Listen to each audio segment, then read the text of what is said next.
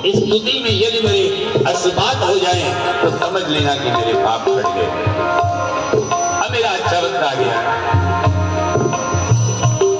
तो तुम्हारी ही उल्फत के देखो बिंदु है, तुम्हारी ही उल्फत के देखो बिंदु है, तुम्हारी ही उल्फत के देखो बिंदु है, तुम्हारी उल्फत के देखो बिंदु है, तुम्हें सौंपते हैं अमानत तुम्हारी, तुम्हें सौंपते हैं अमानत तुम्हारी, बाकी न होती जो आदत तुम्हारी तो सुनी रहती अदालत तुम्हारी, बाकी न होती जो आदत तुम्हारी तो सुनी रहती अदालत तुम्हारी, बाकी न होती जो आदत तुम्हारी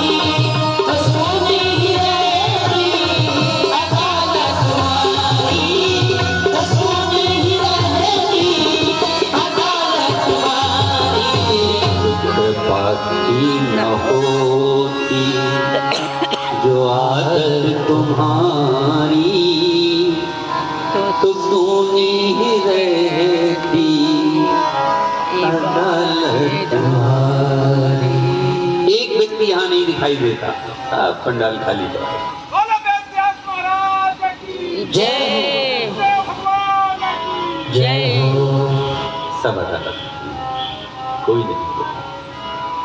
ऐसा कोई व्यक्ति नहीं है जिस पर ईश्वर की कृपा न हो।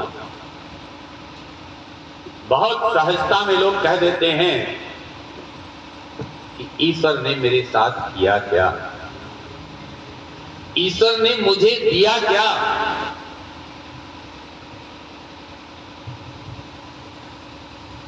मैं गिनाता हूं ईश्वर ने आप लोगों को क्या क्या दिया। एक बात मेरी गलत ठहरा देना तो लोहे की जंजीर मंगवा करके मुझको बंधवा देना। एक बात मेरी गलत साबित कर देना। सबसे बड़ी कृपा ईश्वर ने की, आप लोगों को मनुष्य योनि में भेजा। ये क्या छोटी बात है। जीव जंतु बने होते, कीड़े मकोड़े बने होते, चाइना में पैदा होते जो खा गए होते लोग वहां के। तो सबसे बड़ी कृपा मनुष्य योनि बना के भेजा। दूसरी कृपा भारतवर्ष में जन्म दिया। ये ईश्वर की दूसरी कृपा है। और तीसरी कृपा कि भारतवर्ष में भी उत्तर प्रदेश में जन्म लिया। जिस उत्तर प्रदेश में भगवान राम और कृष्ण का जन्म हुआ, ये क्या कम कृपा है। और अच्छी नगर में जन्म लिया, बाराबंकी ऐसे जहां ऋषियों तपस्थली है। पांडवों का अज्ञातवास यही बीता, सारे देवताओं को यही बुलाया। पूरे विश्व में जो वृक्ष नहीं है पारिजात, वो आपके बाराबंकी में है। मेरी कम कृपा है ऐसी जगह पे आप। बताइए क्या मैंने कोई गलत कहा? एक बात कोई मेरी गलत काट दो। इसमें कृपा है। हमें इस कृपा के प्रतिदिन सुबह और शाम आठों याम उसको धन्यवाद देना चाहिए कि प्रभु आपने बहुत बड़ी कृपा मुझ पर की है। मनुष्य होने में जन्म लेते हैं, जब प्रार्थना करते हैं कि प्रभु मुझे मनुष्य बना दो, मैं आपकी आराधना करूंगा, पूजा करूंगा, अर्चन करूंगा, वंदन करूंगा। लेकिन यहां पर आकर के क्या होता है, हम सब भूल जाते हैं। सब कुछ भूल जाते हैं। मैंने क्या वादा किया था,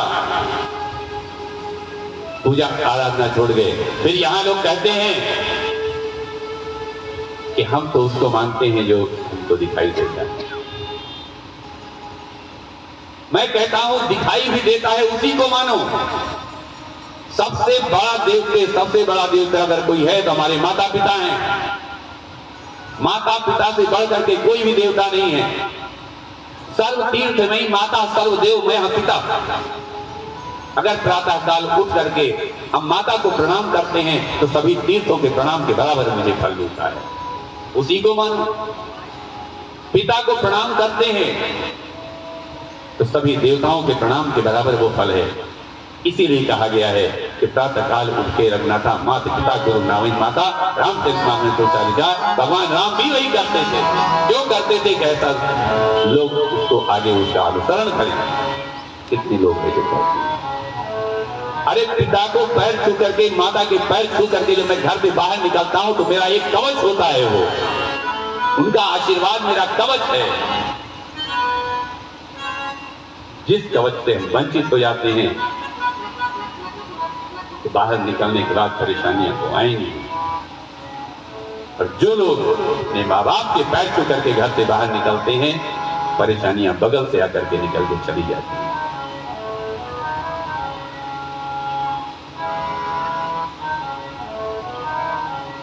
तो ये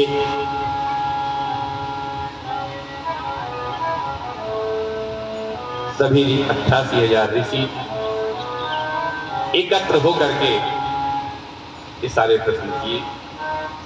अब ये हुआ कि 1000 वर्ष का जो उनका सत्र चलना था,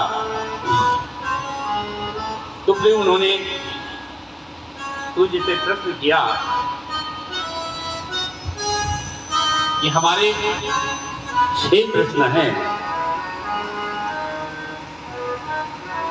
और उन्हीं 6 प्रश्नों में ही पूरी भागवत है। कौन कौन से प्रश्न हैं?